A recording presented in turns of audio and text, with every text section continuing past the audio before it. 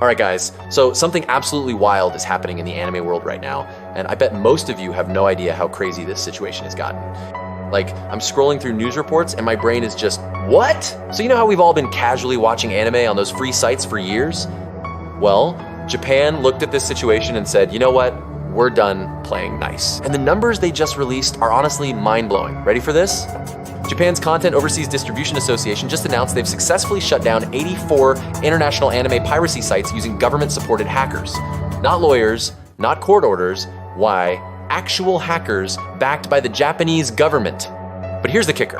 They're estimating that anime piracy alone is costing Japan between $13 and $15 billion every single year. That's billion with a B. And honestly, after seeing what's been happening lately, I'm starting to think this is just the beginning.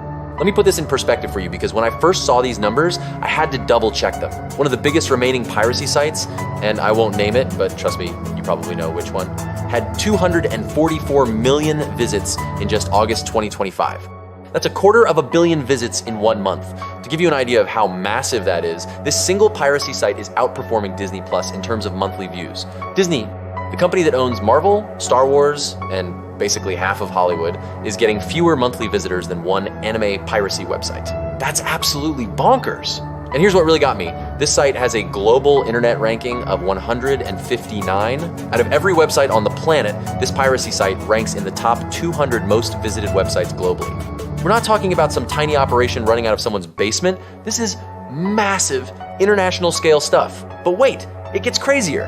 The US government just put this site on their official Priority Notorious Streaming Sites watch list for 2025. So now you've got both Japan and the US.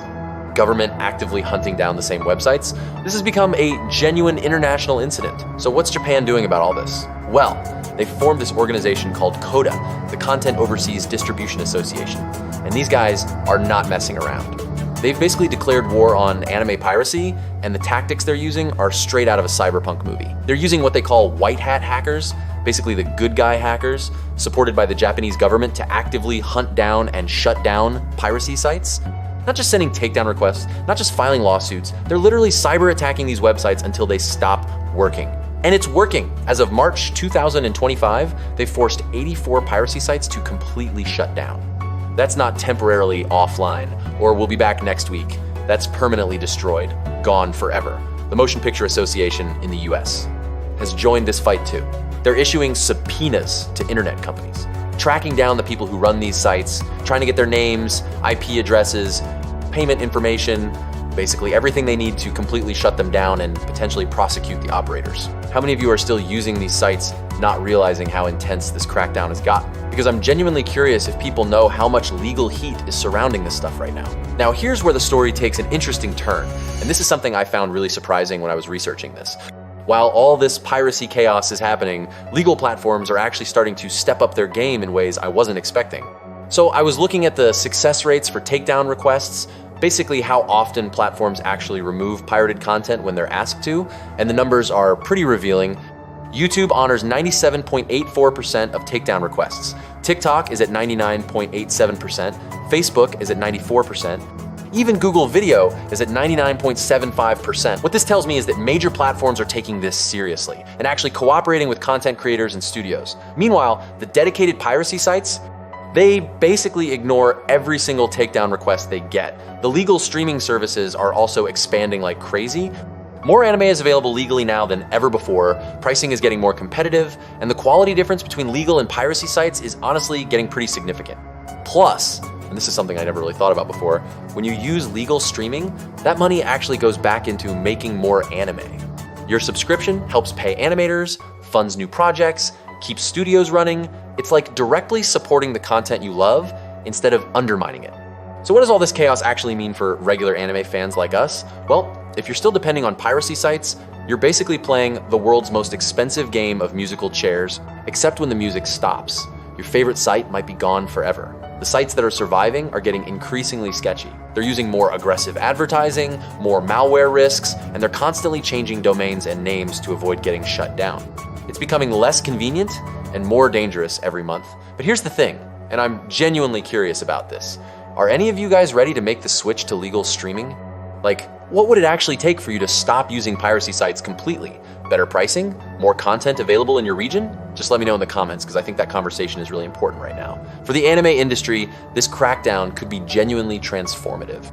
If even a small percentage of piracy users switch to legal options, that's billions of dollars flowing back into anime production. Better pay for animators, more experimental projects, higher production values, basically everything we want as anime fans.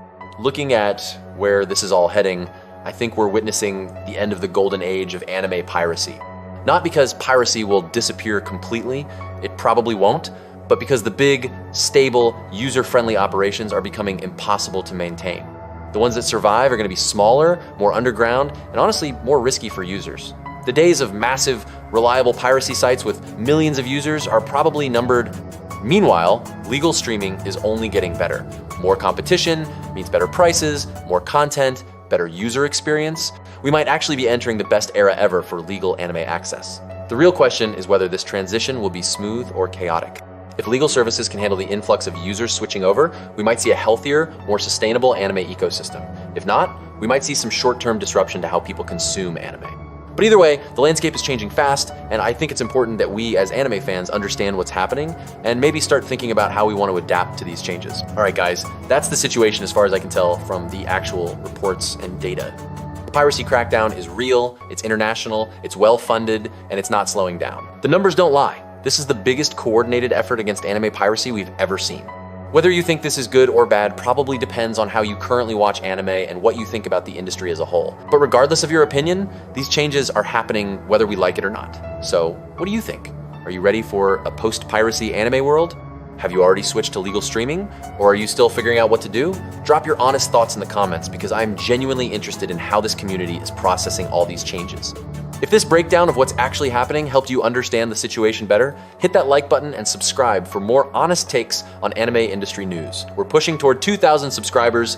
Thanks for sticking around, and I'll catch you in the next one. The anime world is definitely changing, and we'll be here to break down what it all means as it happens.